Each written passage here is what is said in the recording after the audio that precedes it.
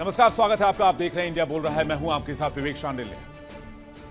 क्या तेहरान ने atom bomb बना लिया है और क्या पूरी दुनिया एक ऐसे हालात और ऐसे खतरनाक मोड़ पर है जहां मिडिल ईस्ट में जंग अब सिर्फ सीमाओं तक सीमित नहीं है बल्कि परमाणु धमकियों तक पहुंच गई है। एक तरफ अमेरिका और इजराइल ईरान को लेकर सख्त रुख अपनाए हुए हैं तो दूसरी खबर यह भी है कि ईरान ने अपने परमाणु कार्यक्रम को क्लोजिंग के लेवल तक पहुंचा दिया, यानी कि एटम बम के लेवल तक पहुंचा दिया है। वो बहुत करीब थे एटम बम बनाने के, ये बात अमेरिका बार बार कह रहा था। लेकिन अंदर की खबर मैं आपको बताऊं, अनुमान यह लगाया जा रहा है कि खामेनेई के मौत के बाद ईरान ने न्यूक्लियर टेस्ट कर दिया है। और यह बहुत बड़ी खबर है, यह बहुत बड़ी ब्रेकिंग न्यूज है। दावा किया जा रहा है कि ईरान अब परमाणु बम हासिल कर चुका है और अगर हालात बिगड़े तो निशाना इजराइल हो सकते हैं, पाकिस्तान हो सकते हैं। चूंकि अमेरिका तक आईसीबीएम ईरान के पास अभी नहीं है, तो अमेरिका के जो अलाइज है, जो फ्रेंड्स हैं, वो चाहे मिडिल ईस्ट में हो, चाहे वो इजराइल हो, चाहे वो और भी कोई कंट्री हो, वो भी निशाने पर हो सकते हैं। और इन बढ़ते तनावों के बीच अमेरिका ने भी दुनिया को परमाणु गिरह धमकी दे दी है, खास करके ईरान को। अमेरिका ने इस जंगी माहौल के बीच कैलिफोर्निया के वेंडनबर्ग स्पेस फोर्स बेस से अपनी इंटरकॉन्टिनेंटल बैलिस्टिक मिसाइल मिनटमैन 3 का परीक्षण किया है। यह वही मिसाइल है जो न्यूक्लियर वॉरहेड ले जाने की कैपेबिलिटी रखती है और इसकी रफ्तार बहुत ज्यादा यह हाइपरसोनिक मिसाइल है। रिपोर्ट के मुताबिक इस मिसाइल में ऐसा परमाणु वॉरहेड लगाया जा सकता है जिसकी ताकत द्वितीय विश्व युद्ध के दौरान हिरोशिमा पर गिराए गए परमाणु बम से करीब 20 गुने ज्यादा हो सकती है। यानी अगर यह मिसाइल युद्ध में इस्तेमाल होती है या फिर आईसीबीएम अमेरिका ईरान की तरफ फायर करता है तो तबाही का अंदाजा लगाना मुश्किल नहीं है। जब दुनिया पहले से ही परमाणु तनाव के दौर से गुजर रही है, ऐसे में ये दो बड़ी घटनाएं वैश्विक चिंता पैदा कर रही हैं। और सबसे बड़ा सवाल, अगर ईरान सच में परमाणु हथियार के करीब पहुंच चुका है तो क्या अमेरिका और इजराइल इसके बाद भी चुप बैठेंगे, और क्या उससे भी बड़ा सवाल ईरान चुप बैठेगा? और अगर ये चुप नहीं बैठे तो फिर इस परमाणु वॉर के नतीजे क्या होंगे?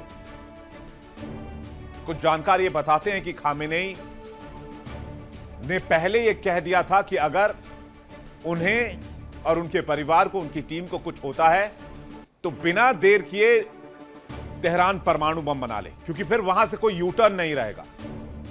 और आज की तारीख में वो बात सच होती दिख रही है। तो तेहरान ने परमाणु परीक्षण किया है क्या? इस बात को लेकर क्या दावे, क्या फैक्ट्स हैं? और अमेरिका के मिनटमैन 3 आईसीबीएम के टेस्टिंग के क्या मायने हैं? और परमाणु वॉर को लेकर क्या स्पेकुलेशंस हैं और क्या अटकलें लगाई जा रही हैं? डिटेल बताएंगे।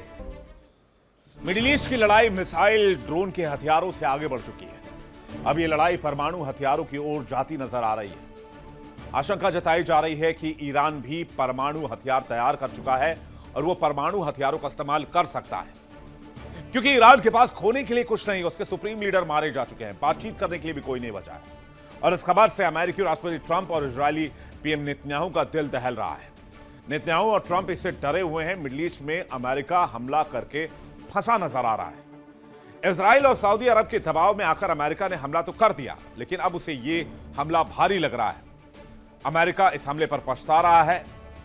डोनाल्ड ट्रंप अमेरिका में भी घिरे हुए हैं और ट्रंप इस प्रेशर को कितना कैरी कर पाएंगे, ये बहुत बड़ा सवाल है।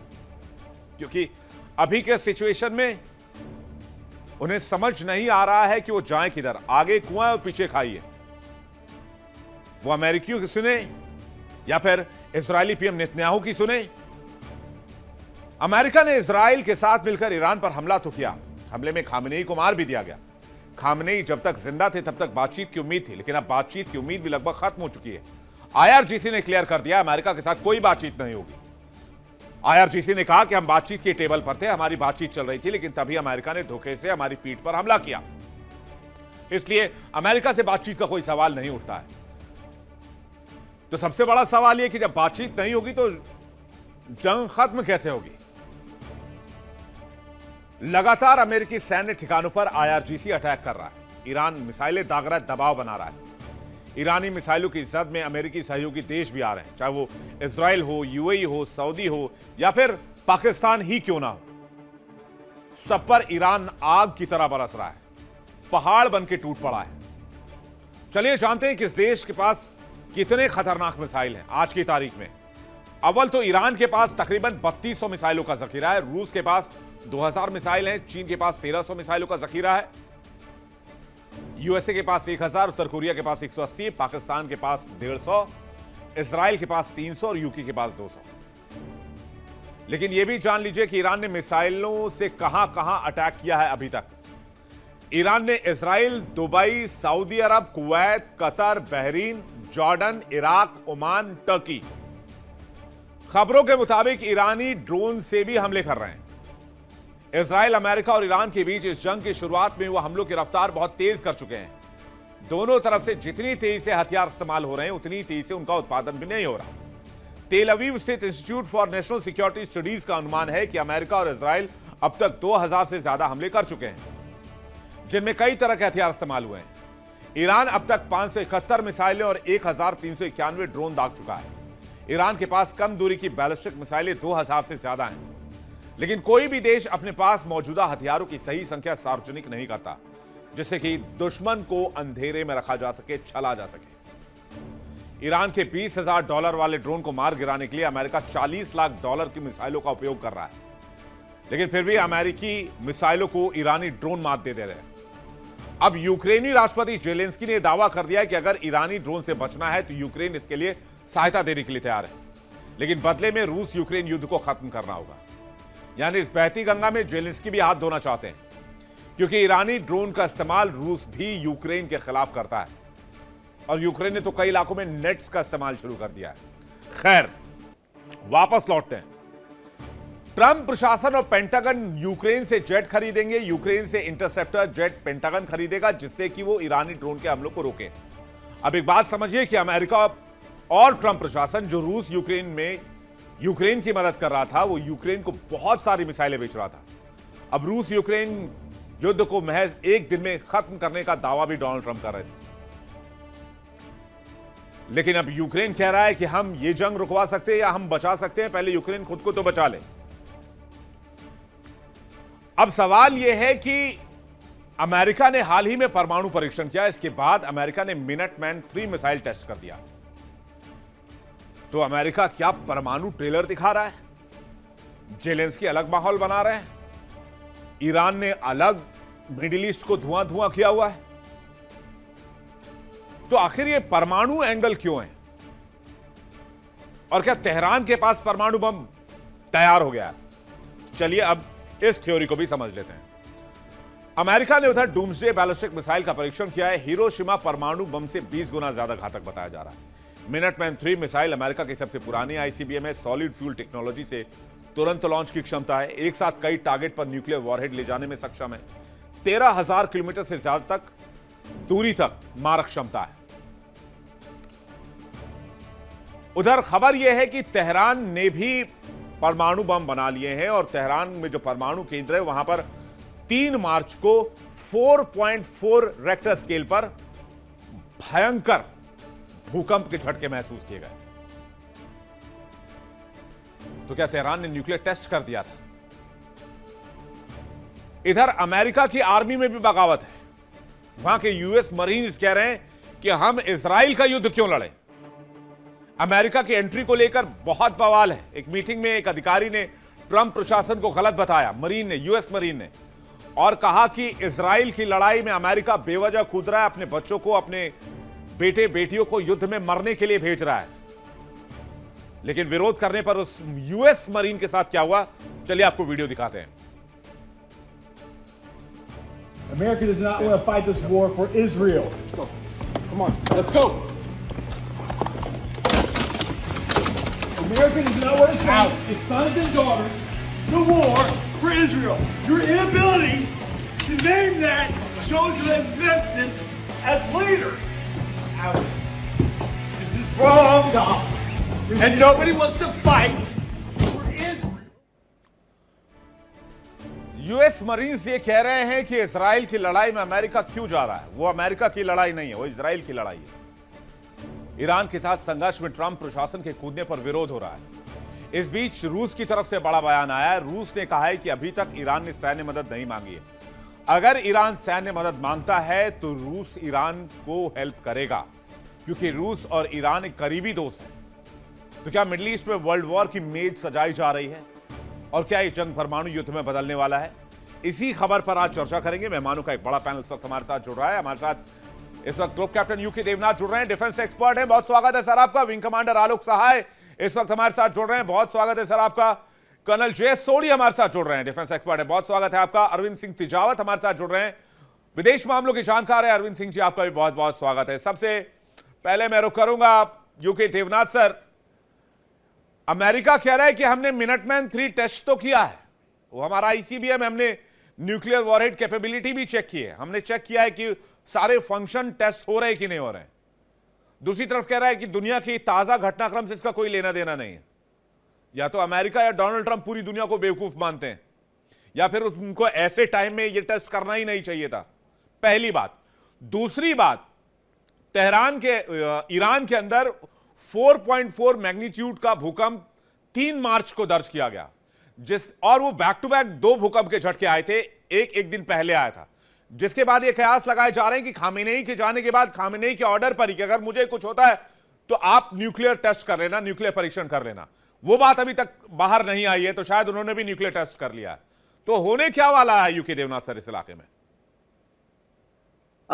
विवेक, देखो, मिनटमैन 3 जैसे आईसीबीएम का जो टेस्ट होता है वो 1 साल पहले, 6 महीने पहले तैयारी शुरू करनी पड़ती है।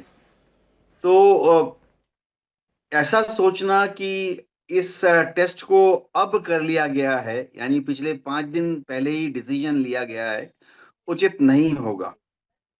ऐसे भी जो मिनटमैन सीरीज के आईसीबीएम है, उनका जो टारगेटिंग पैटर्न है, ध्येय है, लक्ष्य है, वो है रूस और चीन। ईरान के ऊपर मिनटमैन 3 दागने की कोई जरूरत ही नहीं है, क्योंकि ईरान के ऊपर अमेरिका और इजराइल मिलकर नॉर्मल कन्वेंशनल तरीके से आम क्रूज मिसाइल, आम फाइटर बॉम्बर से, या आम जो मिसाइलें हैं शॉर्ट रेंज बैलिस्टिक मिसाइल, उससे काफी मात्रा में जरूरत के मुताबिक 1000 या 2000 बॉम्ब्स, वो भी बड़े वाले 500 किलो के या 1000 किलो के गिरा सकता है। दूसरी बात, जो कहते हैं कि ईरान में भूकंप आया, विवेक, ईरान में जब भूकंप आया, दुनिया भर में अमेरिका ने, रूस ने और चीन ने सिस्मिक सेंसर्स लगाए हुए हैं, जो कि कहीं पर भी अगर भूकंप आए, धरती हिले, या एटॉमिक परीक्षण हो और धरती हिले, उसको मॉनिटर करते हैं। भारत ने भी लगाया हुआ है बॉर्डर के पास, और अमृतसर, जामनगर और दिल्ली में। तो चाहे पाकिस्तान में कोई भूकंप आए या एटम बम परीक्षण हो, या चीन में कोई भूकंप आए या एटम बम परीक्षण हो, भारत के जो हमारे IMED है, हमारे साइंटिस्ट उसको नोट करते हैं। अब क्या होता है, मैं वहां विजिट कर चुका हूं। जो भूकंप के झटके होते हैं, तो तरंगे जो पैदा होती हैं जमीन में, कंपन, या एटॉमिक एक्सप्लोजन करने में जमीन में जो कंपन पैदा होती है, उसके वेव होते हैं। इनको कहा जाता है S wave, P wave and S-Z wave, यानी हॉरिजॉन्टल कंपन, लेफ्ट टू राइट कंपन, आमने आगे पीछे का कंपन, और जमीन में वर्टिकली अप एंड डाउन, यानी ऊपर गए और नीचे आए, वो वाला कंपन। तो जो भूकंप का कंपन होता है, उसका जो वेव पैटर्न होता है, एकदम से अलग होता है न्यूक्लियर एक्सप्लोजन के वेव पैटर्न से। तो दुनिया भर के जितने सिस्मोलॉजिस्ट हैं, यानी भूकंप शास्त्री, उन्होंने ऑलरेडी कह दिया है कि ईरान में जो ये भूकंप आया था 3 तारीख को, वो प्राकृतिक भूकंप के झटके हैं। एक और चीज बनाना चाहता हूं, एक शब्द सेंटेंस में जी। दुनिया भर में अमेरिका ने और रूस ने, भारत ने भी इस तरह के सेंसर्स लगाए हैं जो कि अगर कहीं पे एटॉमिक एक्सप्लोजन होता है तो उसकी जो विकिरण है, रेडिएशन है, उसको नाप लेते हैं। दूसरी चीज यह है कि अगर डस्ट है, न्यूक्लियर डस्ट हवा में उछलती है हमेशा। हमने जो 1974 का परीक्षण किया था, हमने जो 1999 का परीक्षण किया था, न्यूक्लियर डस्ट जो है वो हवा में 30-40 हजार 60 हजार फीट तक जाती है, स्ट्रेटोस्फेयर तक जाती है। और उसको दुनिया भर के जो सैटेलाइट है या खोजी टोही विमान है वो भांप लेते हैं। तो ईरान से 3 तारीख को जो भूकंप आया था, उसका न्यूक्लियर टेस्ट होने का ना तो रेडिएशन का हाँ, कोई इंडिकेशन आया है, ना ही कोई न्यूक्लियर डस्ट का इंडिकेशन आया है। जी विवेक। मतलब आप इस थ्योरी पे अभी नहीं जाना चाह रहे कि ऐसा कुछ हुआ है। विंग कमांडर आलोक जी का रिएक्शन चाहूंगा सर। Wing commander sir. देखिए, अर्थक्वेक अगर होता है तो एक बेसिक प्रिंसिपल जो मैं जानता हूं कि उसके बहुत ही माइनर भी हो या ज्यादा हो, आफ्टर इफेक्ट्स होते हैं, शॉक वेव्स आते हैं थोड़े से, चाहे थोड़ा है या ज्यादा है। हम्म। जो इसमें नहीं आया था, अगर ये नेचुरल अर्थक्वेक था तो इसका कोई भी शॉक वेव बाद में नहीं आया था, नंबर एक। नंबर दो, ये जो अर्थक्वेक था ये उस क्षेत्र में जो बम्बार्डमेंट हुई है ईरान और इजराइल और अमेरिका के द्वारा उनके न्यूक्लियर साइट्स के आसपास, उसके टाइमलाइन से मैच खाता है। ठीक है। तीसरी बात यह है कि ईरान, अगर ये नेचुरल अर्थक्वेक नहीं था तो ऐसी संभावना इजराइल और अमेरिका जता रहे हैं कि डेस्परेशन में ईरान जो है वो भले ही न्यूक्लियर संवर्धन एटॉमिक बम के लायक नहीं हो पाया हो, लेकिन उससे कम संवर्धन होने के बाद भी डर्टी बम बनाया जा सकता है, जिसका मतलब ये होता है कि एक नॉर्मल बम में यूरेनियम, कम संवर्धित यूरेनियम को मिक्स करके लॉन्च कर दिया जाता है, जिसमें एटॉमिक एक्सप्लोजन तो नहीं होता है लेकिन रेडिएशन का इफेक्ट वही रहता है। ये एक बहुत ही खतरनाक बात है और इसीलिए आप देखिएगा कि मैं इसको मात्र संयोग नहीं मानता हूं कि हाँ। ईरान में ये भूकंप आए और उसी दिन अमेरिका ने भी मिनटमैन 3 का ट्रायल लिया। ये थोड़ा सा मुझे लग रहा है कि ये महज संयोग नहीं हो सकता है और ये बड़ी खतरनाक चीज है अगर दोनों में से कोई देश इस विकल्प की ओर देख रहे हैं तो। जी आशीष। नहीं, लेकिन अब आपने बहुत वो प्रिसाइज आपने पॉइंट चुना है। मैं आपकी बातों से भी सहमत हूं, लेकिन अब सवाल इस बात को लेकर है कि अगर डर्टी बम ही है और बाय चांस उसका इस्तेमाल मिडिल ईस्ट में ही कर दिया ईरान ने, तो फिर उसके बाद की तस्वीर क्या होगी? क्या इस बारे में, और खामनेई के मौत के बाद इसके चांसेस तो बहुत ज्यादा है। सोडी सर का रिएक्शन चाहूंगा, उसके बाद मैं अरविंद जी आपके पास आ रहा हूं। सोडी सर। जय हिंद विवेक जी। जय हिंद सर। ये मेरा सौभाग्य कि मैं आपके न्यूज चैनल पर हूं, विख्यात को पैनलिस्ट के साथ हूं। 11 फरवरी 1979 को जब ईरान में इस्लामिक रेवोल्यूशन हुआ था, उस दिन से ईरान को पता था एक दिन आएगा जब अमेरिका और इजराइल उस पर इस तरह से युद्ध करेंगे। और इसके बजाय कि इतने आर्थिक प्रतिबंध लगे ईरान पे, तब भी उसने एक स्ट्रॉन्ग रिटेलिएशन मैकेनिज्म इसने इन 47 सालों में तैयार किया।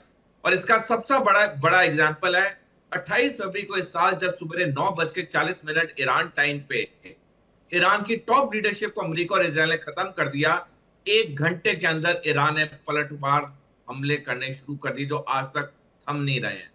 जहां तक बात है इजराइल की और अमेरिका की, इनको लगा था कि इनके दो जो सैनिक लक्ष्य थे, एक था टॉप लीडरशिप को मारना और दूसरा था रेजिम चेंज करना। इनको लगा कि जब हम इनकी टॉप लीडरशिप को मार देंगे तो ईरान के नागरिक सड़कों पे आएंगे, ईरान अमेरिका और इजराइल के पक्ष में खड़े होंगे और रातों रात वहां रेजिम बदल जाएगी। लेकिन अमेरिका और इजराइल भूल गए कि बेशक ईरान आर्थिक और सैनिक तौर पे मजबूत ना हो अमेरिका और इजराइल के बनस्पत, लेकिन ये 5000 साल पुरानी राष्ट्रवाद कूट कूट के भरा है और यही राष्ट्रवाद अब सारे ईरानियों को इनके खिलाफ खड़ा कर रहा है, और अब अमेरिका और इजराइल के लिए मुसीबतें खड़ी होनी शुरू हो गई हैं।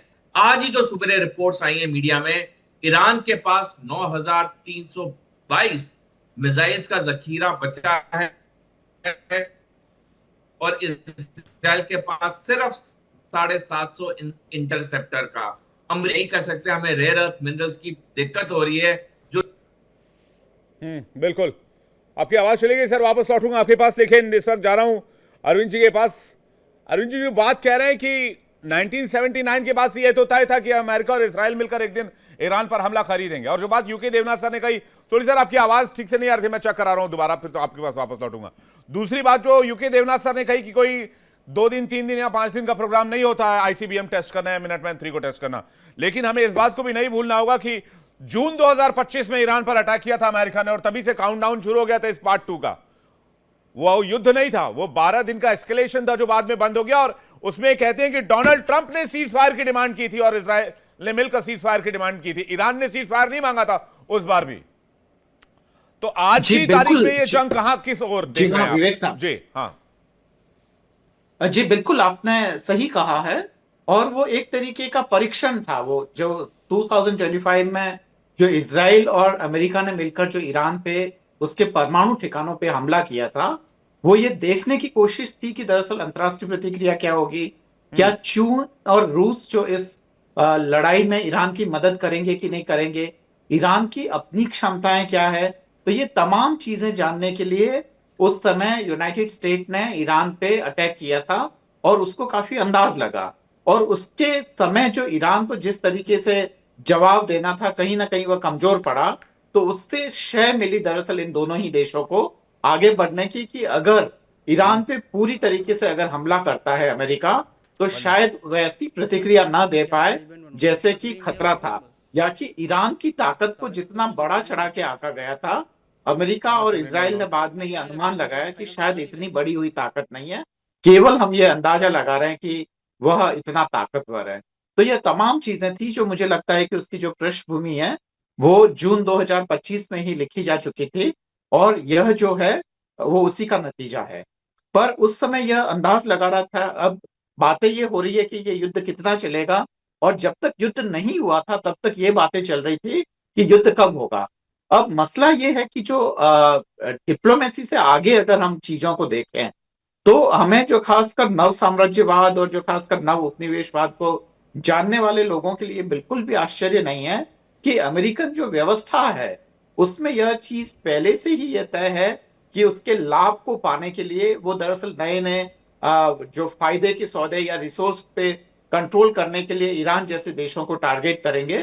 तो ये अमेरिकी व्यवस्था का अंतर विरोध है कि ये इस तरीके के हमले होने ही थे, उसको बहुत लंबे समय तक नहीं रोका जा सकता है। और हमें यह भी पता है कि इन्हीं हमलों के कारण वहां के जो खासकर हथियार बनाने वाले जितने भी लोग हैं उनके शेयर्स जो है वो काफी ऊपर गए हैं, और इससे काफी लोगों को फायदा हो रहा है, जिसकी तरफ हमें ध्यान देना होगा। विवेक साहब जी, सोली सर अपनी बात पूरी कर लीजिएगा आप, फिर मैं यूके देवनाथ सर आपके पास आ रहा हूं। सोली सर।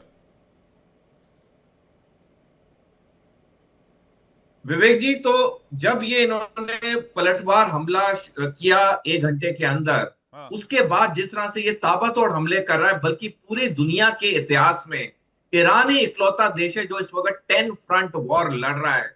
और मैं उनकी हिम्मत की दाद देना चाहूंगा कि वो 10 फ्रंट पे वॉर लड़ रहे हैं और वो पीछे हटने के लिए बिल्कुल तैयार नहीं है। तो अमेरिका और इजराइल के लिए तो कठिनाइयां बहुत बढ़ने वाली हैं। इनका जो इंटरसेप्टर का जखीरा है अमेरिका इजराइल का, वो कम होते जा रहा है। आने वाले समय में तो ये दोनों देशों के लिए बहुत दिक्कत होगी। पिछले साल भी जब 12 दिन का युद्ध हुआ, पहल अमेरिका और इजराइल ने की थी युद्ध खत्म करने की, जिसे अंग्रेजी में कहते हैं they had to blink first. इस बार भी युद्ध चाहे 4 हफ्ते चले, 4 महीने या 4 साल, इस बार भी ब्लिंक फर्स्ट अमेरिका और इजराइल को करना होगा। विवेक जी, अभी मीडिया में खबरें आ रही हैं कि 67 अमेरिकी सैनिकों की मौत हुई है। अब कितना सच है कितना झूठे हम कुछ कह नहीं सकते, लेकिन फैक्ट तो ये है कि अमेरिका भी पूरी अपनी जानकारी नहीं दे रहा है।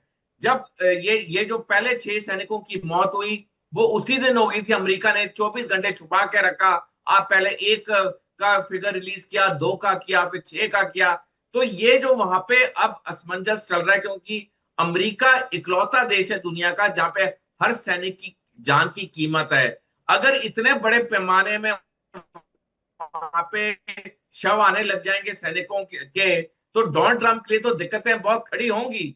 तो ये जो युद्ध है ये डेफिनेटली अमेरिका और इजराइल के पक्ष में नहीं जा रहा है। उनको पहली सैनिक सफलता जरूर मिली जब उन्होंने पूरी टॉप लीडरशिप को खत्म कर दिया, लेकिन उसके बाद ये जो युद्ध को खींच रहे हैं, ये दोनों देशों के लिए दिक्कत होगी।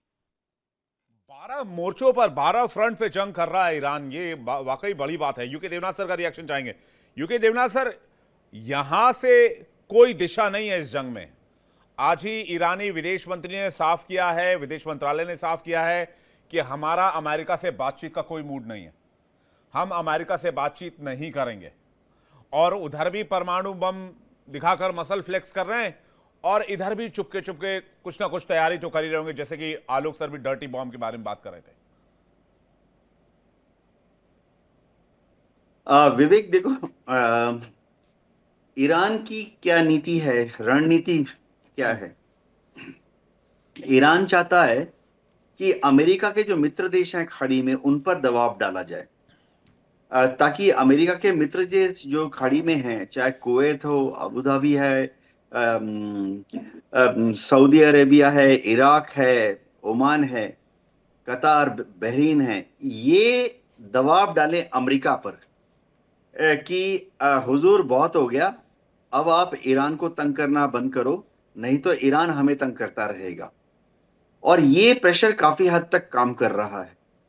दूसरा प्रेशर ईरान जो काम कर रहा है रणनीति के तहत, वो ये है कि उसने स्ट्रेट ऑफ हॉर्मुज को बंद करने की कोशिश की है। और जो तेल अमेरिका, यूरोप या अमेरिका के दोस्त मुल्कों की तरफ जा रहा है, कच्चा तेल, स्ट्रेट ऑफ हॉर्मुज से कच्चा तेल जाता है, समझिए जापान, दक्षिण कोरिया, ऑस्ट्रेलिया, कनाडा, ये सब अमेरिका के मित्र हैं। उसको ईरान स्ट्रेट ऑफ हॉर्मुज में बाधित कर रहा है। फिर ईरान की स्ट्रेटेजी ये है कि यही देश, जापान, दक्षिण Korea, Australia, New Zealand, Canada, Europe के देश अमेरिका पर दबाव डालें कि हुजूर बहुत हो गया है, कच्चा तेल बाधित होने से हमारी इकोनॉमी को नुकसान पहुंच रहा है, तो आप कृपया ईरान पर हमला करना बंद कीजिए। अब ये स्ट्रेटेजी कितनी कारगर होती है ये देखना पड़ेगा। ईरान जो है अपने युद्ध नीति में 4 चीजें जानता है। नेवी नहीं है, एयरफोर्स नहीं है, आर्मी जो है वो मोबाइल वॉरफेयर के लिए ट्रेंड नहीं है। ईरान की आर्मी अच्छी आर्मी है, 6 लाख की है, काफी सारे टैंक तो बख्तरबंद गाड़ियां हैं। लेकिन जब उन्होंने 10 साल का युद्ध लड़ा था इराक के साथ 80 के दशक में, तब हमने सबने देख लिया कि वॉर ऑफ मैन्यूवरिंग, यानी आप दुश्मन के पीछे 150 किलोमीटर इधर से और 250 किलोमीटर उधर से जाके पिंसर मूवमेंट करके करिए, ये ईरान की आर्मी नहीं जानती है, नहीं ट्रेंड है इसके लिए।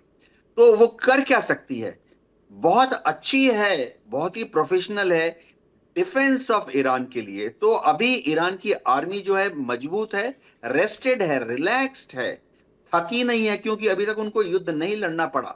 उनके अस्त्र शस्त्र, हथियार, टैंक तो अभी भी लिश्कारियां मार रहे हैं, चमक रहे हैं। तो इनको डिफेंसिव पोस्चर में लगाया हुआ है कुवैत और इराक के बॉर्डर पर। देखिए, जो इराक का बॉर्डर है ईरान के साथ वो 1700 किलोमीटर लंबा है। तो ये 6 लाख की जो आर्मी है ज्यादातर डिप्लॉयड है इराक के बॉर्डर से फॉर डिफेंसिव वॉरफेयर। आईआरजी के पास जितने भी रॉकेट मिसाइल हैं, लंबी दूरी की बात कर रहा हूं, छोटे वाले नहीं, जितने भी रॉकेट मिसाइल हैं लंबी दूरी वाले, उनमें से 1/3 का इस्तेमाल पिछले 6 दिन के युद्ध में ईरान ने कर लिया है। अब आईआरजी को भी मालूम है कि अगर वो इसी रेट से लंबी दूरी के रॉकेट्स एंड मिसाइल्स को फायर कर देंगे तो अगले 6 और 6 12 दिन के अंदर उनके सारे रॉकेट और मिसाइल खत्म हो जाएंगे। तो आईआरजी, अगर आप देखें, शुरुआत के 2 दिन, 1 मार्च 2 मार्च में हर रोज वो 300 रॉकेट मिसाइल फायर कर रहे थे। लेकिन 3-4 मार्च को उन्होंने उसकी फायरिंग रेट को कम कर दिया। 200 रॉकेट मिसाइल फायर कर रही थी। अब पिछले 2 दिन से अगर आप देखें, आईआरजी अपने रॉकेट्स एंड मिसाइल्स को कंजर्व कर रही है, बचा रही है, ताकि अगर युद्ध लंबा चले तो उसके पास कुछ रॉकेट मिसाइल हाथ में होने चाहिए। तो आज अगर आप देखें, उन्होंने महज करीबन 100 या 150 मात्र रॉकेट मिसाइल मारे हैं। इसका मतलब क्या है? ईरान की रिजीम जानती है कि जिस दिन उनके रॉकेट्स और मिसाइल्स खत्म हो जाएंगे, उस दिन अमेरिकन जो एयरफोर्स है, नेवी है, उसके शिप्स हैं, वो और ज्यादा भयंकर हमला करने के लिए फ्री हो जाएंगे।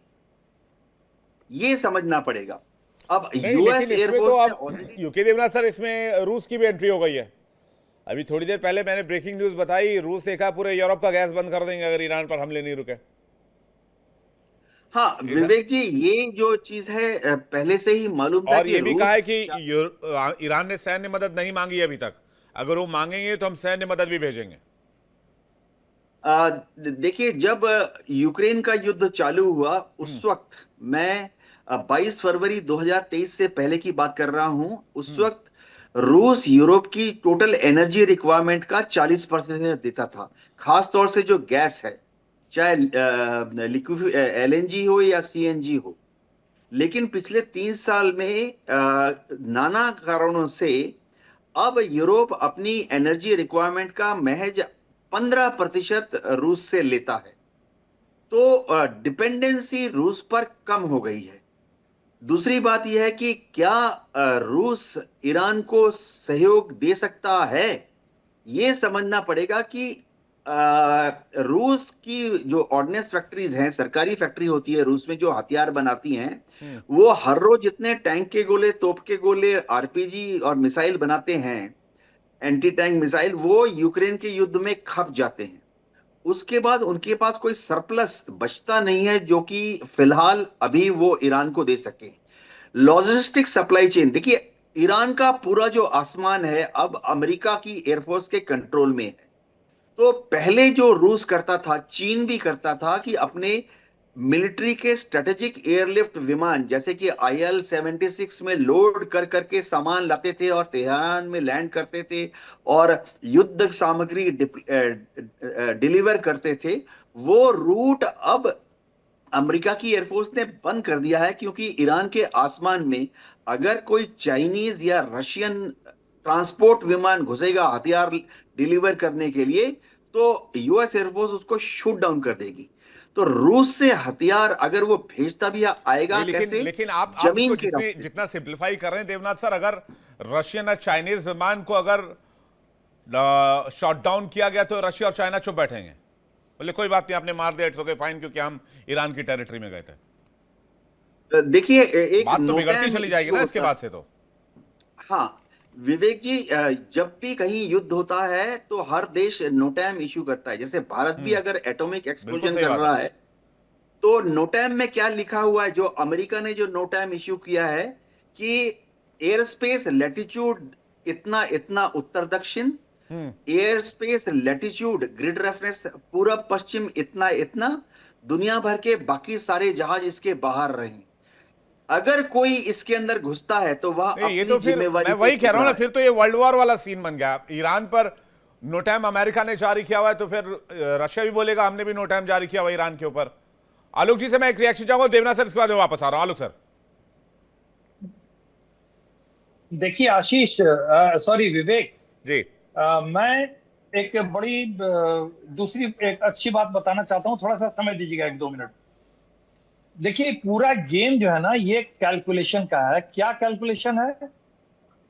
ईरान के पास कितने बैलिस्टिक मिसाइल हैं? ये उम्मीद के अनुसार, एक आकलन के अनुसार 3000 के आसपास है लॉन्ग रेंज वाले। मैं छोटे मिसाइलों के और रॉकेट की बात नहीं कर रहा हूँ। और ड्रोन्स तो बहुत ही ज्यादा है, और भी ज्यादा है। तो इसमें से अभी उसने जो बीबीसी की रिपोर्ट आई है करीब 19 घंटे पहले, 571 लॉन्ग रेंज मिसाइल वो लॉन्च कर चुका है अभी तक। तो अभी भी उसके पास करीब करीब 3000 लॉन्ग रेंज मिसाइल्स हैं। एक लॉन्ग रेंज एक मिसाइल को इंटरसेप्ट करने के लिए आपको कम से कम 2 इंटरसेप्टर लॉन्च करने पड़ते हैं एयर डिफेंस के। मिनिमम। बिल्कुल, हाँ।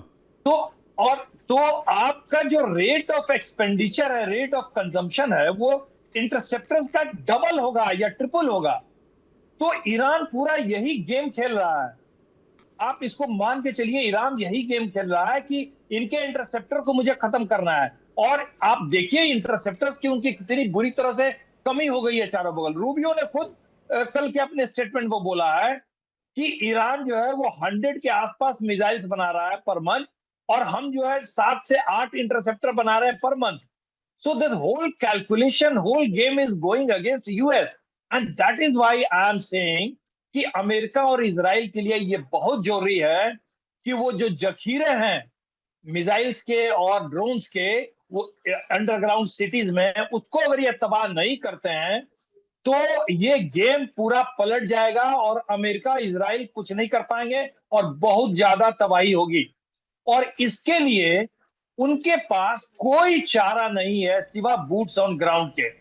आप इसीलिए देखिएगा विवेक कि वहां पे कुर्दिश फौज को क्यों भेजा गया, क्यों अमेरिका ने वहां अपने जो कमांडो फोर्स है वहां उतारे।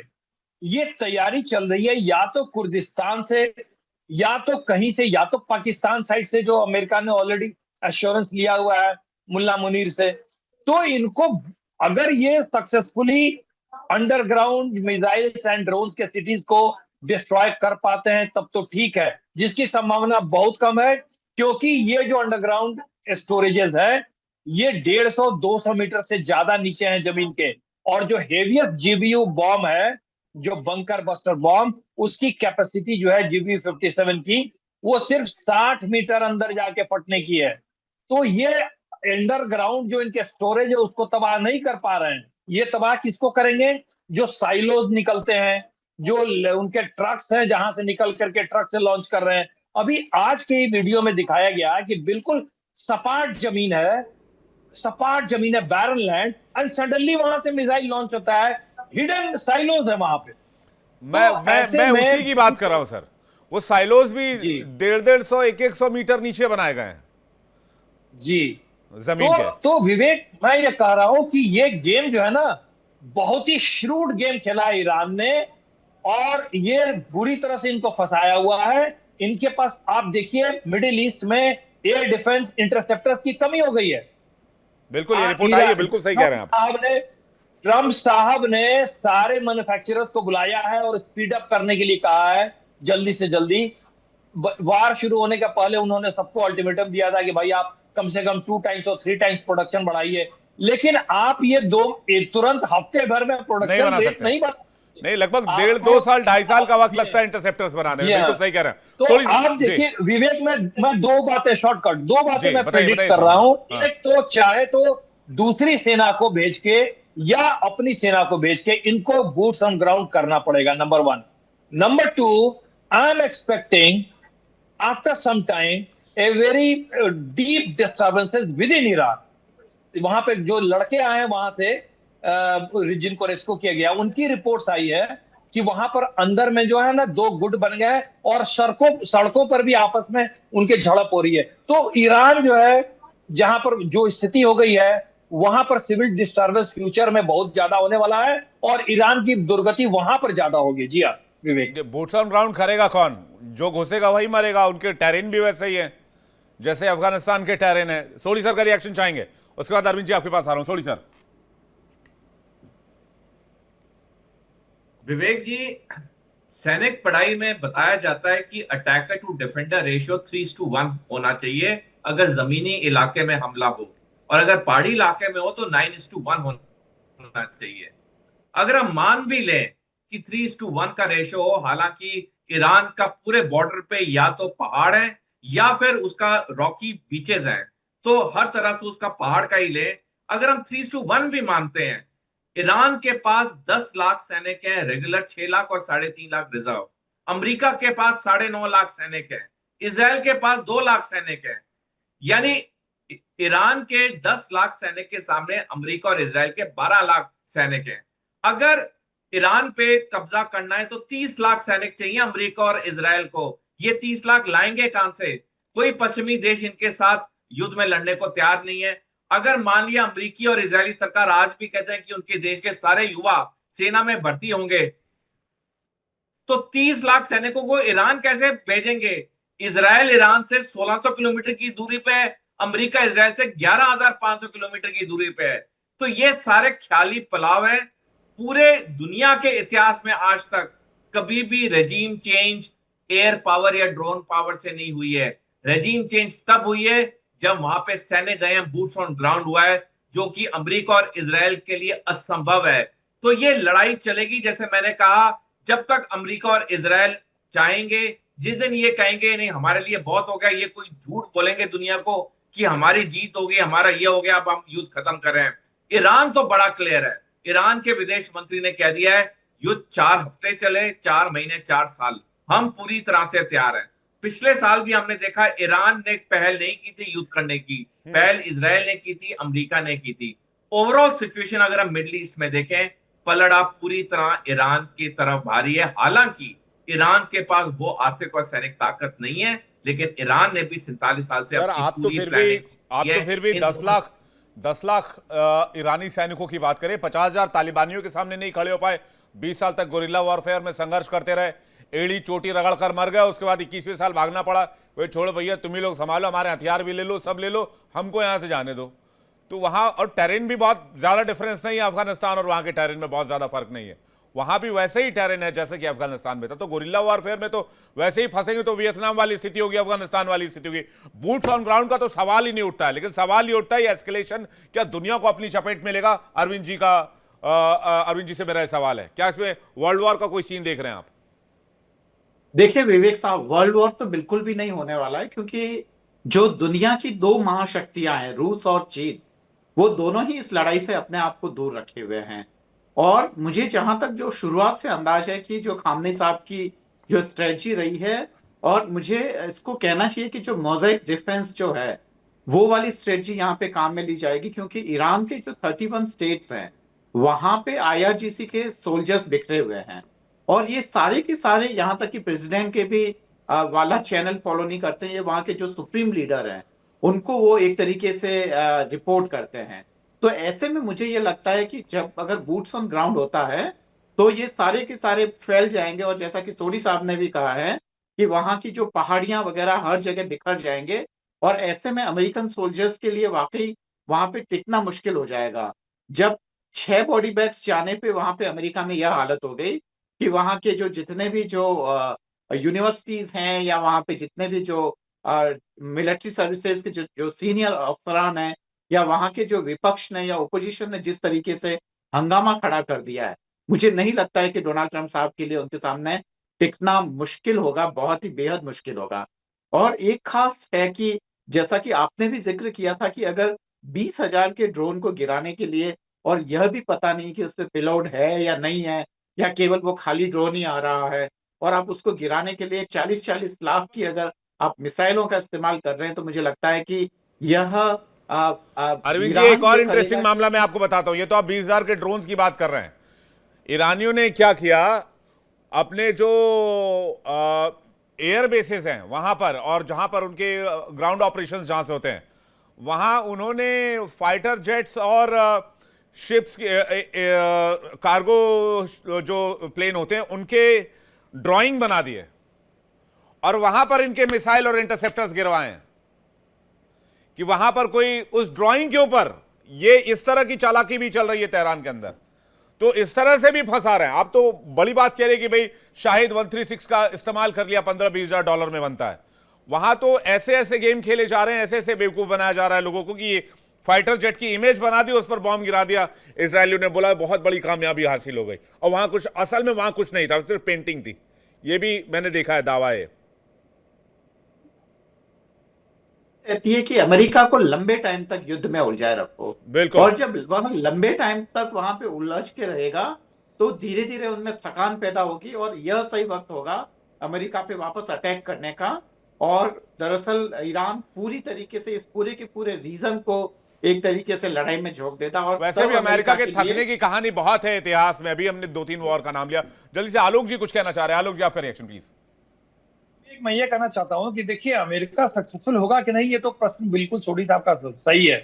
लेकिन मुझे लगता है कि अमेरिका बुरी तरह फंस गया है, चाहे वो कुर्दिश के द्वारा, लड़ाकों के द्वारा, या किसी भी तरह से कोई रास्ता निकालेगा, कोई टुकड़ियां वहां भेजने को, क्योंकि अभी भी उसको उम्मीद है कि शायद वहां आर्म्ड रेसिस्टेंस हो, कोई ऐसा गुट वहां खड़ा हो जाए, तो जो विद्रोही गुट है जिन्होंने आंदोलन किया था इन शिया कट्टरपंथियों के खिलाफ, उनका शायद सपोर्ट मिले, समर्थन मिले, और वहां पर वो कुछ कर सके, क्योंकि अमेरिका बुरी तरह फंसा हुआ है। वो ट्रेडिशनल तरीके से जिस तरह से ईरान गेम खेल रहा है, अमेरिका सरवाइव नहीं कर पाएगा, सारे इंटरसेप्टर्स इनके खत्म हो जाएंगे, तो इनको कुछ ना कुछ नया करना पड़ेगा, ये मेरा कहना है विवेक। चलिए, बहुत बहुत शुक्रिया आलोक सर हमारे साथ जुड़ने के लिए। आप सभी मेहमानों का बहुत शुक्रिया। Group captain UK Devnath sir बहुत शुक्रिया, सोली सर बहुत शुक्रिया, अरविंद जी बहुत धन्यवाद। यानी कि अमेरिका इस पूरे रीजन में बुरी तरीके से फंसा है, गिरा है, और ये बात मैं नहीं, ये बात एक्सपर्ट्स भी कह रहे हैं, और जितने एनालिसिस हमने आपके सामने रखा उसमें भी यही बात परिलक्षित हो रही है। खास पेशकश में फिलहाल लेता है, वक्त एक ब्रेक का।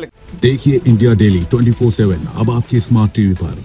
इंडिया डेली मौजूद है सभी डिजिटल प्लेटफॉर्म पर लाइव और लगातार।